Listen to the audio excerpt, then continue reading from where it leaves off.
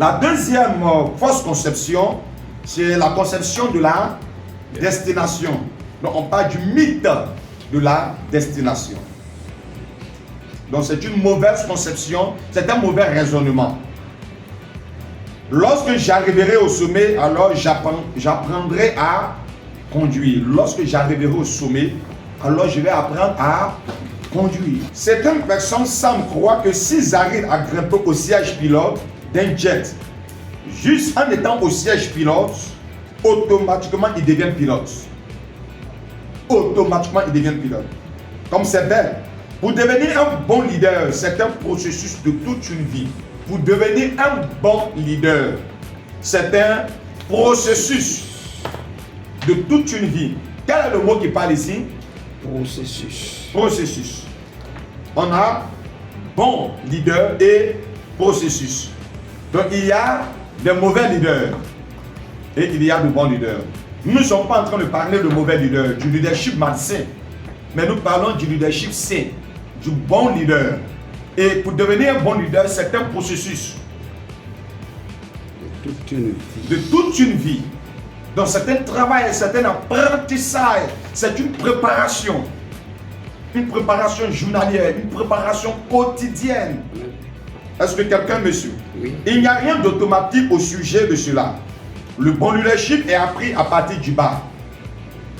Le bon leadership est appris à partir du bas. On n'apprend pas à être un leader lorsqu'on est à la tête. Mais le bon leadership s'apprend à partir du bas. Donc, si nous refusons d'être serviteurs, on ne peut pas être de bons leaders. Le bon leadership s'apprend à partir du bas.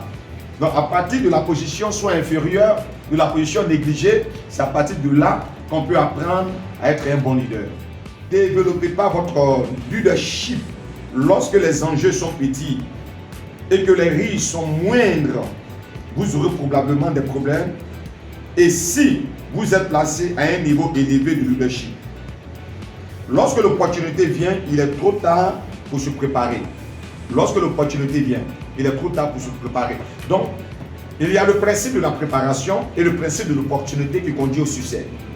Donc, préparation plus opportunité est égal au succès. Une personne me suit bien. Donc, le leadership, c'est se préparer lorsqu'on est déjà au rez-de-chaussée. Donc, pendant que tu es au rez-de-chaussée, il faut te préparer. Ne dis pas, comme je ne suis pas le pasteur, comme je ne suis pas pasteur principal, je ne vais pas étudier. Comme je ne suis pas le directeur de société, je ne vais pas étudier. Continue à apprendre. Continue à te préparer. Continue à te préparer. Continue à te préparer. La reine ne fait pas le champion, mais la reine révèle le champion. Le terrain ne fait que révéler, mais le terrain ne fait pas le champion. Le terrain est fait pour révéler le champion. Donc lorsque vous refusez de vous préparer et qu'une opportunité va se présenter à vous, ça sera tard. Ça sera tard. Mais cette opportunité peut conduire à un échec s'il n'y a pas eu de préparation. Oui. Donc on n'attend pas l'opportunité avant de se préparer. On se prépare en amont. On travaille en amont. On travaille en amont. Moi qui suis prédicateur, je n'attends pas pour être programmé à la prédication avant de préparer mes messages. J'ai des agendas et agendas de messages. Chaque jour que Dieu fait, c'est une préparation. Je m'y prépare de jour comme de nuit.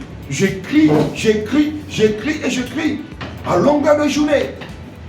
À longueur de journée, moi j'écris. Souvent, je suis au bonheur et puis les idées traversent, une révélation monte dans mon esprit. Comme là, je ne l'avais pas écrit, j'active l'enregistreur de mon téléphone et puis je parle, je laisse le message. Parce que je peux oublier. Avec les occupations de la vie, où tu peux oublier. Donc nous devons être prompts à l'apprentissage et ne pas regarder nos positions d'aujourd'hui pour dire bon, à quoi est-ce que cela va me servir? Je vous ai dit que je me suis soumis à des expériences de formation. Et à l'époque où j'acceptais ces formations, je ne savais pas, on pourrait dire, à quoi est-ce que bon. Et à la vérité, j'avais des amis qui disaient, au moment où nous on avait parlé d'onction, débat au débat onction, lui il est dans théologie. Parce que je ne faisais qu'apprendre. J'apprenais. J'apprenais. Mais j'avais compris une chose, c'est que Dieu est dans sa parole. Dieu est soumis à sa parole. Et il n'y a pas de manifestation de la puissance de Dieu sans prédication de l'évangile. Si on veut voir Dieu à l'œuvre, la Bible déclare que l'Esprit de Dieu se mouvait et Dieu dit. Donc, le mouvement est lié à la parole. La parole est liée au mouvement. La Bible dit que Dieu confirmait la parole des apôtres par des signes. Donc, une confirmation, c'est que les signes, les oracles, viennent confirmer la prédication, viennent confirmer l'enseignement qui est donné. Au commencement était la parole. Jean 1. La parole était avec Dieu, la parole était Dieu. Elle est venue parmi les siens ne l'ont point reçue. Mais à tous ceux qui ont reçu qui? La parole. Qu'est-ce qu'elle fait? Elle leur a donné le pouvoir de devenir enfant de Dieu. Donc, la parole te donne le pouvoir de devenir. Donc, avoir la parole, donc, la parole te donne le pouvoir. Donc, si tu es en quête de pouvoir, il faut avoir la parole. Parce que la parole te donne la capacité de devenir. La Bible dit que la grâce et la faveur vous seront multipliées par la connaissance, voilà, que vous avez en Jésus-Christ. Donc, les faveurs, les opportunités te sont multiples. Tout simplement, tu as la connaissance de la parole de Dieu. Donc, n'attendez jamais l'opportunité. Préparez-vous. Étudiez. Préparez-vous. Et le jour où l'opportunité va se présenter, on dit, mais attends, tu étais puissant comme celui-là et puis tu étais assis dans ton coin. Oui, étant dans son coin, il se préparait. Étant dans son coin, il s'entraînait. Pour que Zénab Bansé cherche, voilà, à battre, je ne sais pas comment ça s'appelle, le record de Guinness, mais elle s'est préparée en amont. Aujourd'hui, on la voit sous des projecteurs. Mais c'est une préparation qui s'est faite en amont. Elle a eu l'opportunité de prouver de manière internationale de quoi elle est capable en tant que cuisinière. Mais c'est parce qu'elle a pris le temps de se préparer. Elle a un restaurant, elle se préparait. Elle prépare dans sa famille. Donc, c'est important. Parce que très souvent, lorsque je prends l'exemple, surtout pour lui, une telle formation se présente, il dit, oh, on dit formation pastorale. Est-ce que moi je suis un pasteur? Bon, j'entends, lorsqu'on va parler du leadership, là, moi, je vais venir parce que je suis un homme d'affaires. Mais il a accepté de se soumettre. Parce que c'est deux formations combinées. Vous comprenez très bien. Mais du jour au lendemain, aujourd'hui, je disais hier, aujourd'hui, c'est Nestor David qui est pasteur. Aujourd'hui, c'est Azap du ciel, qui sont des chantres, qui sont pasteurs. Mais ce sont des chantres. Mais attends, pendant qu'ils étaient chantres là, si on a parlé de la formation pasteur, puis, oh, moi je suis chantre, hein. Nous on est là juste pour faire la louange, enjailler la foule et autres. On n'est pas pasteur. Pendant qu'il y a l'appel qui est caché.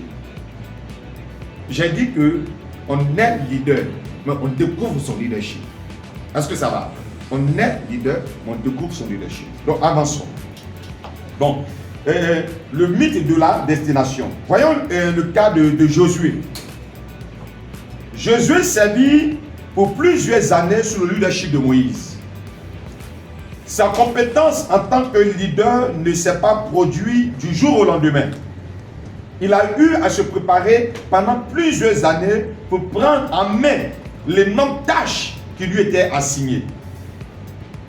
Lorsqu'il entra dans le rôle du leadership du sommet après la mort de Moïse, il était prêt à conduire avec excellence. Dans Josué chapitre 11, verset 23, la Bible déclare ainsi: Josué s'empara donc de tout le pays selon que l'Éternel avait dit à Moïse. Et Josué le donna en héritage à Israël, à chacun selon sa portion, d'après leur tribu. Puis le pays fut en repos et sans guerre. Bien aimé, quel grand hommage à un leader qui a pris de la tranchée à travers l'obéissance et la fidélité. Quel grand leader. Et d'ailleurs, même lorsque Dieu s'adresse à lui, Dieu dit Josué, serviteur de Moïse. Donc, Josué a appris bien plus de Moïse. Et écoutez très bien, dans la dimension prophétique, il y a deux couloirs. Il y a deux courants. C'est le même esprit, mais il y a deux courants. Il y a le courant de la sagesse et il y a le courant de la puissance. Donc, dans la dimension prophétique, il y a deux types de courants. Il y a le courant de la sagesse, donc Moïse, et il y a le courant de la puissance, Élie. Donc, tout serviteur de Dieu est logé dans ces deux courants. Il y a des gens qui sont dans le courant de la sagesse. La Bible déclare que lorsque Moïse a imposé les mains à Josué, Moïse a transféré l'esprit à Josué, donc l'esprit de la sagesse. Vous savez, conduire un peuple comme Moïse l'a conduit, vous n'avez pas besoin de puissance, mais vous avez besoin de sagesse. La Bible dit que c'était l'homme le plus patient. Un homme qui a su négocier avec Dieu, mais à un moment donné, l'empressement du peuple va l'amener à répondre aux besoins du peuple, à relâcher. C'est que sa patience sera vraiment à sa limite, à son comble. Et au lieu de parler au rocher, il frappe le rocher. Jésus a appris ça. Donc quand on marche avec un leader, on apprend les trous dans lesquels il est tombé pour ne pas avoir tombé dans ces trous-là. Est-ce que vous m'écoutez très bien? Parce qu'un leader est un traceur de sillon. C'est lui qui trace une voie, met plus de temps que celui qui la traverse. C'est ce qui fait que souvent, des enfants spirituels ou des enfants biologiques ne doivent pas rire de l'échec des pères. Parce que le traceur de sillon met plus de temps. Les faiseurs d'or mettent plus de temps. Quand une voie est faite, quand une voie est tracée, celui qui passe plus rapidement. C'est ce qui va faire que Élisée va faire plus de miracles que Élie. Parce que Élie est un traceur de sillon. Élie, c'est un faiseur. Mais Élisée passe. Donc, il passe plus vite. Il fait plus de miracles. Moïse est un traceur de sillon. C'est un faiseur de Josué. Il met plus de temps.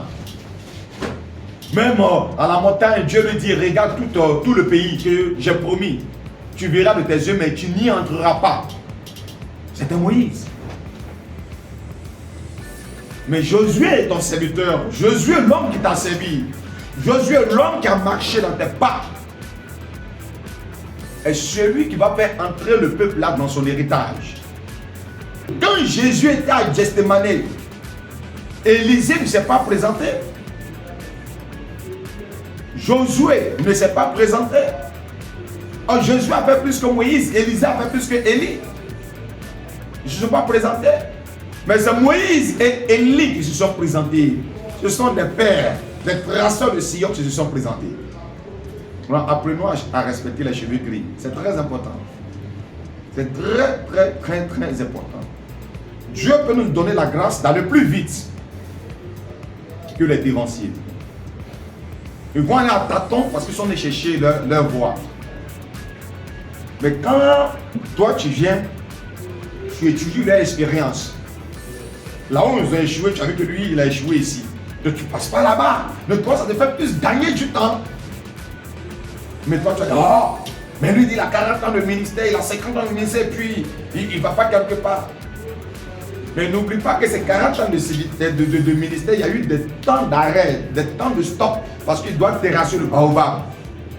Mais demandez à Salomon, le temps que David a mis, lui, il allait plus vite. Il allait plus vite. Et quand on fait la lecture, est-ce que Salomon a mené une guerre? Parce que David avait mené toutes les guerres. David a mené toutes les guerres. Donc Salomon a conquis un pays sans guerre. Un pays sans trouble. Donc il avait le temps de se marier, de se remarier. D'avoir les 1000 femmes. D'avoir des concubines. De réfléchir, d'appeler le penseur, l'homme de la sagesse, de raisonner sur la nature, de raisonner sur la terre, de raisonner sur l'eau, de raisonner sur le temps. Est-ce que ça va? Je touche juste un peu sur cet aspect Bien aimé, pour qu'on apprenne à honorer et à respecter les cheveux gris, c'est très important. Est-ce que ça va? Donc il ne faudrait pas, parce qu'on est un Josué, voilà, qu'on va mépriser le Moïse. Ça va bien. Donc, et puis, il faut aussi ne pas avoir peur de Josué. Il y a des ministères qui ont peur de Josué. Alors, vous ne voulez pas, les Josué sont des leaders nés. Un Josué, c'est un leader né. Tu veux ou tu ne veux pas, c'est que toi, tu as la tête, mais il est plus compétent que toi. Mais il accepte de se soumettre à toi. Avec Josué, c'est un leader de 360 degrés. Il est plus compétent que le leader du sommet. Mais il dit, malgré ma compétence, malgré ma connaissance, malgré mon savoir-faire, malgré mes atouts, je viens me soumettre de travailler avec toi. C'est un Josué. C'est pourquoi on va l'appeler séducteur de Moïse et non séducteur de l'Éternel. Est-ce que tu as peur de Josué? Hein? Parce qu'en fait, les Josué font peur en fait. Je prends un exemple simple, pasteur. Quelqu'un qui vient pour travailler avec toi. Mais quand il dit, il a tout. Il est bon prédicateur, excellent prédicateur. Il a même les choses que tu n'as pas. Donc, lui là, tu sais qu'il va se soumettre à toi. Je suis. Lui qui a déjà ça, tu es sûr. Hein? Il a déjà là où il dort. Tu penses que c'est un homme, et tu penses que papa vouloir te dominer, t'écraser. Si c'est vraiment un Josué est celui qui ne fait pas fuir de tout ça. Il a une compétence, mais il n'est pas serviteur de l'Éternel. Il est serviteur de quelqu'un. Donc, son leadership se révèle. Son leadership se manifeste lorsqu'il travaille sous. C'est ce qui fait que vous allez voir des personnes qui étaient très aiguisées, très puissants, lorsqu'ils étaient sous le mandat de quelqu'un. Dès qu'il trouve qu'il est trop puissant et qu'il se détache et qu'il se met en position de tête, on n'entend plus parler de lui. On n'entend plus parler de lui. Puis jamais vous allez entendre parler de lui. Parce qu'en tant que tête, il n'est pas puissant. Mais en tant que serviteur de milieu, il est tranchant, il est efficace, il est dynamique. Mais c'est de chercher à savoir qui êtes-vous? Êtes-vous un Moïse ou un Josué? Bon, là je commence à semer beaucoup de doutes dans le cœur des personnes qui certainement disent, bon trop, c'est trop, il faut que j'ai créé mon ministère. Les leçons que Josué a apprises lors de son séjour, de la croissance de son leadership, il fit de l'obéissance et de la loyauté ses grandes priorités. Josué a fait de l'obéissance et de la loyauté ses grandes priorités. Il n'attendait jamais de voir que la masse voudrait faire. Il acceptait la responsabilité. Il agissait de façon décisive. Il apprenait des expériences du passé. Il donnait l'exemple du courage à tout le monde. Il vit la grande image. Il vit la grande image.